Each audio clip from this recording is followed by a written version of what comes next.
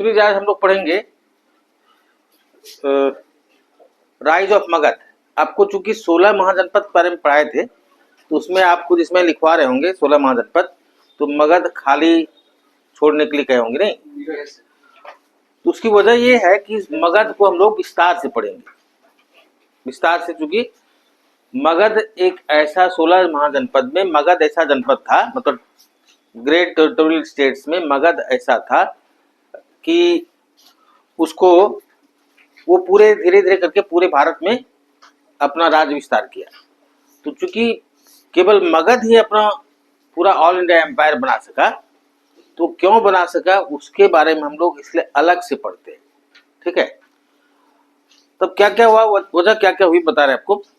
पहले थोड़ा सा मगध के पहले एक चीज, या मगध, हाँ ठीक है, तो मगध में जो देखिए क्या है ना, मगध में हरियंक डायनेस्टी का शासन था जी। कौन डायनेस्टी? हरियंक, ठीक है। तो हरियंक डायनेस्टी का शासन था। तो इसके मतलब अवधारणा तो लीजेंड के अनुसार इसके शासक हुए एक, जिसको हम लोग कहते हैं, आप महाभारत देखे होंगे जी, तो महाभारत देखे होंगे तो उसमें जरासंध कोई नाम आया होगा। तो अवधारणा के अनुसार जरासंध जो थे, जरासंध ये मगध के शासक थे। देखिए, अब हिस्टोरिकली सब कहना मुश्किल है कि जरासंध कोई सही में व्यक्ति था कि नहीं। तो हम लोग ये मानते हैं कि हरियंक डायनेस्टी का पहला शासक हुआ बिंबिसार। कौन हुआ? बिंबिसार, ठीक है। तो इसको हम लोग मानते हैं मगध का संस्थापक। मगध मतलब हरियंक डायनेस्टी का संस्थापक, ठीक है। अब बिंबिसार जो है, इसका पीरियड है जी 544 बीसी से 544 बीसी से 492 बीसी, ठीक है। तो अब ये बिंबिसार के द्वारा क्या क्या किया गया जो मगध का राज विस्तार हुआ, ठीक है। पहली बात तो ये कि इसके द्वारा विभिन्न राजवंशों के साथ, मतलब डिफरेंट जो रॉयल डायनेस्टी था उसके साथ इसके द्वारा मैट्रिमोनियल अलायंसेस किया गया, मतलब वैवाहिक संबंध स्थापित किया गया। तो अब वैवाहिक संबंध स्थापित करने से राज विस्तार का क्या संबंध है? अब चूंकि अब बहुत सारा डायनेस्टी या रूलिंग डायनेस्टी इसका सगा संबंधी हो गया, तो ऑब्वियसली इससे डरेगा लोग जी, नहीं। तो इसकी एक पत्नी जो थी लिच्छवी वंश की, लिच्छवी जो था उसके शासक, उसका नाम था चेटक। इसकी बेटी थी चेलना। तो एक पत्नी इसकी तो लिच्छवी वंश की थी, चेटक की बेटी, ठीक है। दूसरी पत्नी जो थी वो कौशल, एक आपको पढ़ा चुके, कौशल एक टेरिटोरियल स्टेट था, मतलब जनपद था। तो कौशल के शासक प्रसेनजीत की बहन थी। अब प्रसेनजीत की बहन से शादी करने के कारण बिंबिसार को दहेज में मिला काशी। क्या मिला? काशी मिला जी, दहेज, ठीक है।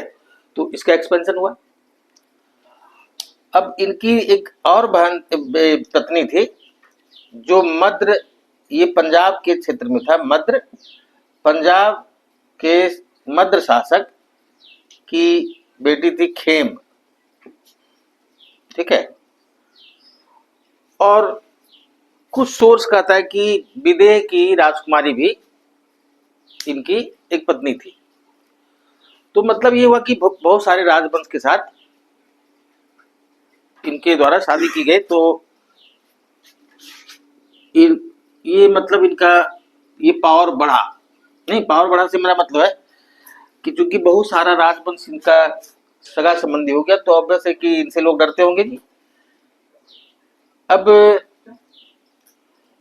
इनको जो है श्रेणी या श्रेणीय के नाम से भी जाना जाता है, श्रेणीय श्रेणीय या सेनीय के नाम से भी जाना आता है। ठीक है। अब मगध का इनके समय में भी सबसे बड़ा मगध का प्रतिद्वंदी था अवंती। ठीक है। तो अवंती के साथ बिंबिसार का युद्ध हुआ, जो ऐसा माना आता है कि इनडिसाइसिव मतलब अनिर्णायक रहा और दोनों में दोस्ती हो गई। मगध के शासक और अवंती का शासक था उसमें चंड प्रद्योत महासेन। चंड प्रद्योत महासेन, तो दोनों में बाद में दोस्ती हो गई और इनके इलाज के लिए, ठीक है, जीवक जो इनका राज वैद्य था, किनका, अजातशत्रु बिंबिसार का, उसको भेजा गया। जीवक जो बिंबिसार का राज वैद्य था मतलब रॉयल फिजिशियन, उसको भेजा गया इसके इलाज के लिए। ठीक है।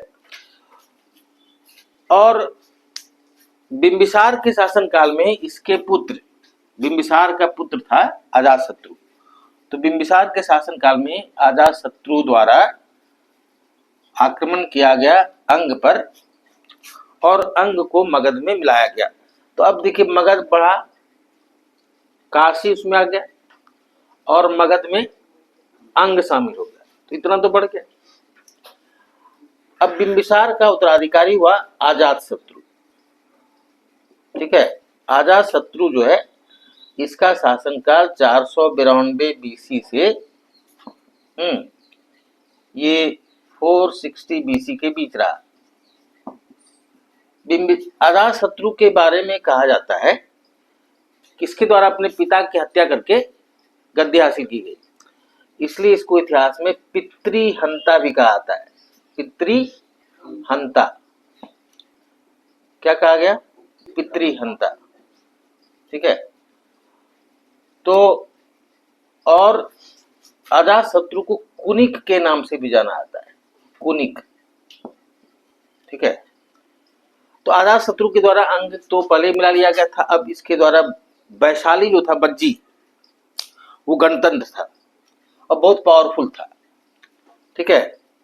तो बहुत पावरफुल था, तो उसको जीतना बहुत कठिन था, तो उस पर आक्रमण करने के लिए, चूंकि अभी जो अजातशत्रु के समय में और बिंबिसार के समय में मगध की राजधानी थी राजगीर। कहाँ थी?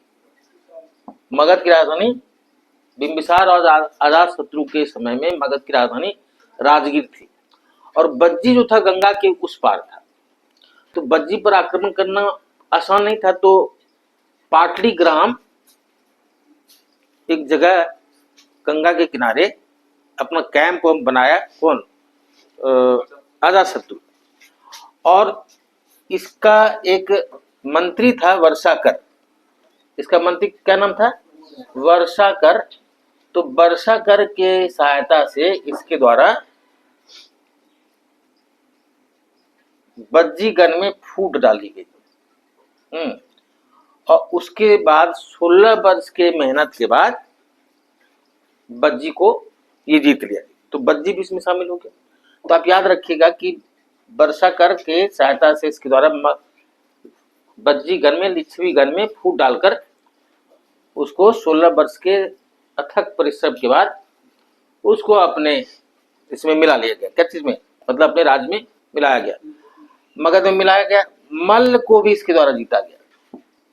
मल्ल आपको लिखा होंगे कि मल्ल भी एक जनपद था, मल्ल को भी मिलाया गया। अब कौशल पर भी इसके द्वारा आक्रमण किया गया और कौशल को भी मगध में मिलाया गया। ठीक है। तो इतना सारा चीज, तो मगध का तो विस्तार हो गया इतना दूर तक। अब इसके उत्तराधिकारी हुए उदयन। इनका शासनकाल 460 बीसी से 444 बीसी तक माना आता है। ठीक है। अब उदयन जो थे, ऐसा माना जाता है कि इनके बारे में एक पुस्तक है जिसके बाद जिससे हम लोग को पता चलता है, स्वप्न वासवदत्ता। स्वप्न वासवदत्ता, इन्हीं के बारे में इस पुस्तक में लिखा गया है। इसका जो मेन कैरेक्टर है वो उदयन है, इसको ध्यान रखना है, ठीक है। स्वप्न वासवदत्ता जो पुस्तक है वो उदयन के बारे में है। अब आपको बता दें कि इनका केवल इतिहास में महत्व यह है कि इन्हीं के द्वारा मगध की राजधानी राजगीर से हटाकर पाटलिपुत्र लाया गया। तो पाटलिपुत्र के संस्थापक इन्हीं को माना जाता है। किनको? उदयन को। तो पाटलिपुत्र राजधानी आ गया। अब जो उदयन था उसका उत्तराधिकारी हुआ शिशुनाग, ठीक है। अब शिशुनाग क्या है? शिशुनाग का शासनकाल, इसके शासनकाल से ही थोड़ा सा मगध का हिस्ट्री थोड़ा हैजी मतलब इस सेंस में कि हम लोग स्पष्ट रूप से कुछ नहीं बता सकते कि इसका कितना शासनकाल हुआ, लेकिन इसके बारे में ये पता है कि ये मंत्री वगैरह कुछ था उदयन का और इसके द्वारा सत्ता कैप्चर किया गया। बात समझे? मतलब ये हरियंक वंश का नहीं था।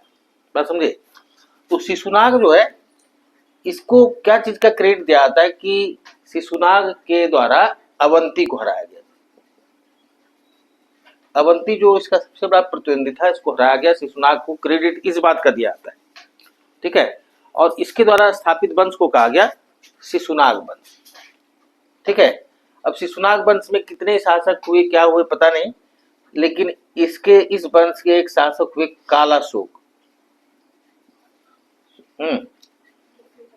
कालाशोक के द्वारा मगध की राजधानी कुछ समय के लिए वैशाली लाई गई। कहाँ लाई गई? वैशाली लाई गई। और इसी के शासनकाल के दौरान सेकेंड बुद्धिस्ट कॉन्फ्रेंस मतलब द्वितीय बौद्ध संगीति का आयोजन हुआ था। इसको खाली ये ध्यान रखना है। इसके बाद मगध में नंद वंश का शासन हुआ। किसका शासन हुआ? नंद वंश का, ठीक है। तो नंद वंश का शासन हुआ। अब नंद का जो है पुराणों में नंद को कहा गया अधार्मिक और शूद्र। अब नंद कौन थे पता नहीं, लेकिन नंद के संस्थापक हुए नंद वंश के महापद्म नंद, महापद्म नंद इसके संस्थापक थे, ठीक है।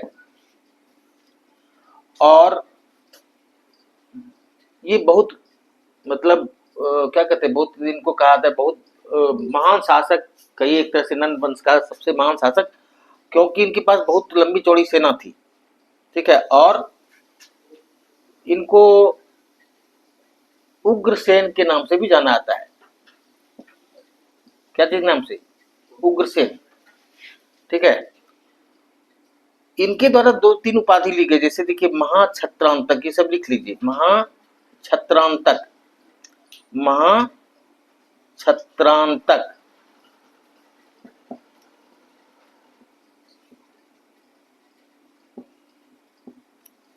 उसके बाद एक रथ,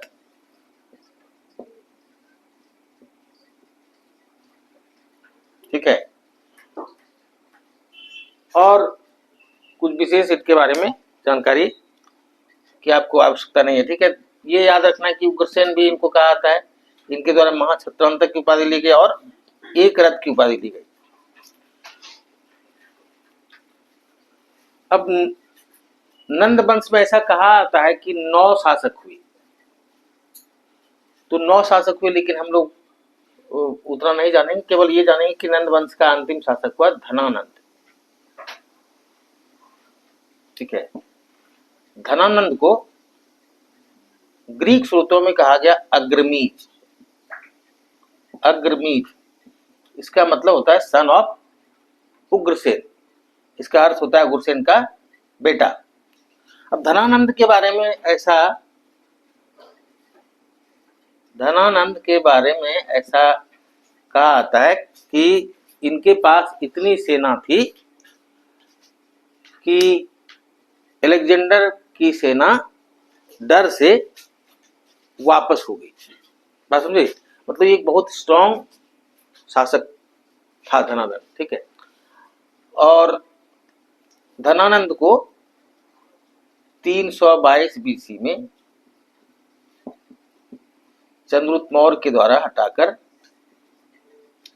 गुप्त वंश की स्थापना की गई। ठीक है, चंद्रगुप्त मौर्य के द्वारा हटा करके गुप्त वंश की स्थापना की गई। तो हम लोग गुप्त वंश के बारे में पढ़ेंगे, लेकिन इसके पहले हम लोग ये जान ले कि आखिर चंद्रगुप्त मौर्य, ठीक तो है, कोई दिक्कत है? चंद्रगुप्त मौर्य के द्वारा मौर्य वंश की स्थापना की गई। ठीक है, तो समझ गए? अब सुनिए क्या मामला है कि आखिर मगध, इतना विस्तार मगध का हुआ कैसे? तो आपको बता दें कि आपको योग्य शासक जो होता है, कैपेबल रूलर, उसका महत्व है। ठीक है, लेकिन केवल योग्य शासक ही किसी राज्य का विस्तार नहीं कर सकता है। तो उसके लिए उसके पास और सारी चीजें होनी चाहिए, नहीं? तो क्या क्या चीजें थी? तो पहला तो जैसे आपको जानना है कि इसका बहुत बढ़िया बढ़िया शासक हुआ, बिंबिसार हुआ, अजातशत्रु हुआ, वगैरह वगैरह, शिशुनाग हुआ। लेकिन और अजातशत्रु के बारे में ऐसा कहा जाता है कि अजातशत्रु के द्वारा दो विशेष तरह का इनोवेटिव वेपन उसमें बनाया गया था या यूज किया जाता था। महाशील कंटक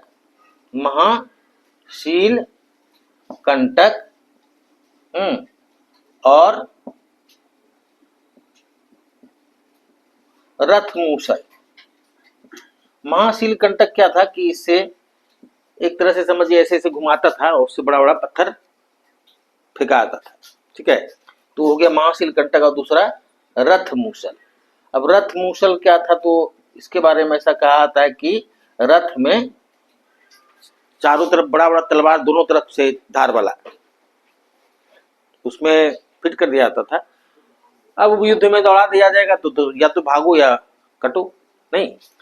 तो ये दो इसके द्वारा वेपन बनाया गया था, रथ मूसल और महाशील कंटक। ठीक है, अब क्या है ना कि मगध जो था वो, उसकी जो पहली राजधानी थी वो राजगीर थी। इसको गिरिवराज भी कहते हैं। क्या कहते हैं? राजगीर या गिरिवराज। हाँ, तो ये जो था 3 दिशाओं से पहाड़ों से घिरा हुआ था, और एक जो दिशा जो खाली था जिसमें पहाड़ नहीं था, उस दिशा में ऊंची दीवार खड़ी करके इसको एक अभेद्य दुर्ग की तरह बना दिया गया था, इम्प्रेग्नेबल फोर्ट की तरह। समझ गए?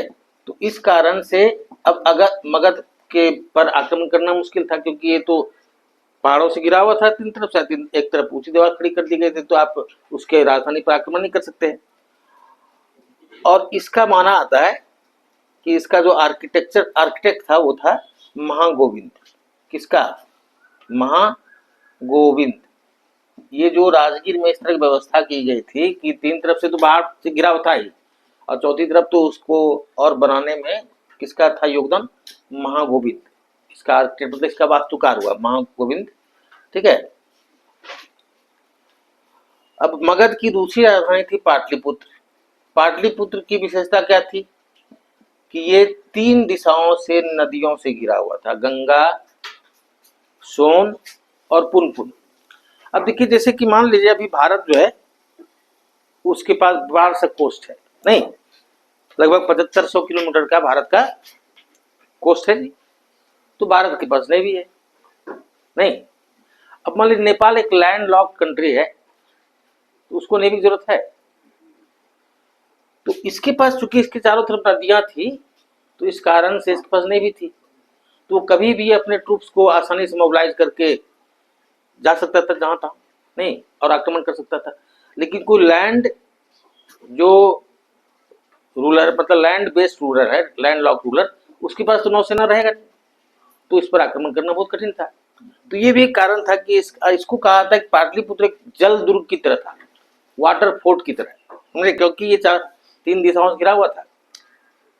क्या चीज से? नदियों से। अब क्या है कि और कारण क्या था कि मगध जो राइज किया, तो मगध के क्षेत्र में झारखंड वाला एरिया भी आता था मतलब। तो आपको पता है कि इस एरिया में आयरन ओर बहुत पाया जाता है, तो उस समय आयरन ओर बहुत ज्यादा था मगध के पास, तो उससे तीर तलवार वगैरह वगैरह बनाने में वो ज्यादा आगे था। अब ये सुविधा अवंती को भी प्राप्त थी, तो इसलिए अवंती ही उसका मेन प्रतिनिधि था। बात समझ गए। उसके बाद क्या कि मगध में बहुत बड़ी संख्या में हाथी पाए जाते थे, तो उन हाथियों का उपयोग किया जाता था, मतलब किला को ध्वस्त करने के लिए। ठीक है, तो ये भी एक मगध के राइज का कारण हुआ। सबसे जो मुख्य कारण हुआ कि मगध का क्षेत्र बहुत उपजाऊ था, तो उपजाऊ होने से राइज होने का क्या संबंध है, जितना ज्यादा उपजाऊ होगा उतना ज्यादा लोग टैक्स दे पाएंगे। जैसे मान लीजिए कि कोई क्षेत्र है जहां पर 1 एकड़ लैंड पर मान लीजिए कि 100 क्विंटल होता है कोई अनाज, उसका उस समय जो रेट था आमतौर पर 1/4 से 1/6 के रूप में हम लोग देते थे लैंड रेवेन्यू या टैक्स, मतलब टोटल प्रोड्यूस का कुल उत्पादन का 1/4 से 1/6 के बीच में हम लोग देते थे लैंड रेवेन्यू। तो मान लीजिए कि कहीं पर 100 क्विंटल हुआ 1 एकड़ में उत्पादन, तो इसका 1/4 भी दिए तो 25 क्विंटल दिए।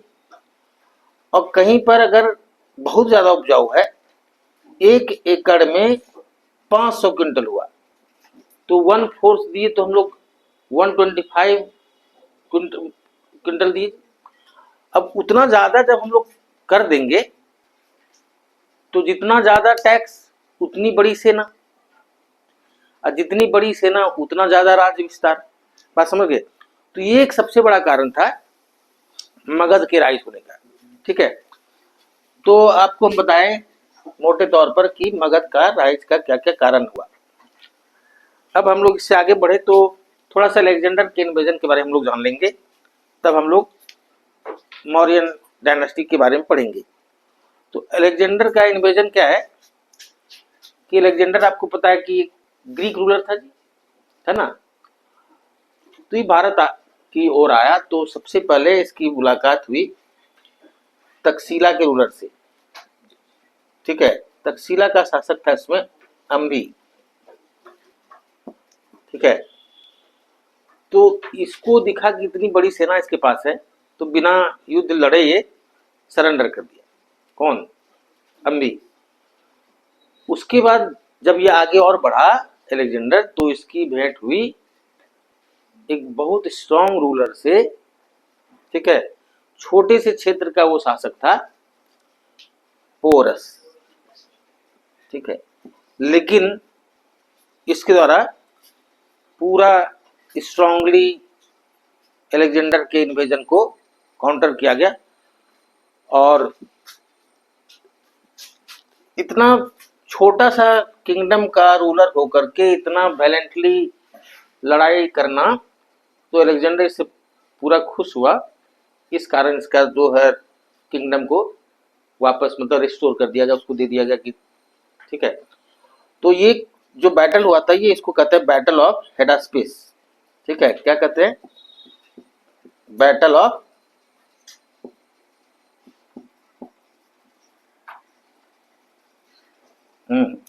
ये 326 बीसी में हुआ था। किसके के बीच हुआ था? पोरस और अलेक्जेंडर के बीच। ठीक है, उसके बाद फिर कहा था कि अलेक्जेंडर पहली बार जब इस एरिया में आया तो इंडस के पास पहुंचा, इंडस के माउथ पर, तो पहली बार वो ओशन या सी देख पाया पहली बार। कौन? अलेक्जेंडर। तो इतना ही आप जानिए इस इन्वेजन के बारे में। ठीक है, अब अलेक्जेंडर जब आया भारत, तो बहुत सारे जो उनके साथ ग्रीक सेना थी, तो इसी एरिया में फंस गए, समझे। तो अब इससे ये हुआ कि भारत का ग्रीक के साथ, ग्रीक किंगडम या एम्पायर, ग्रीक एम्पायर के साथ एक कांटेक्ट हुआ, जिससे कि हमारा बाद में ट्रेड रिलेशन वगैरह बहुत तेज बढ़ा। और पता नहीं किस कारण से अलेक्जेंडर के द्वारा यहाँ से 2 लाख बैल भेजा गया। कहाँ? ग्रीस, समझे। तो 2 लाख बैल भेजा गया उसको। पता नहीं यहाँ का, उस एरिया का बैल बहुत स्टडी दिखा होगा कुछ, तो उसको किसी कारण से अब खेत जोतने के लिए या बैलगाड़ी पर्पज से पता नहीं, लेकिन बैल भेजा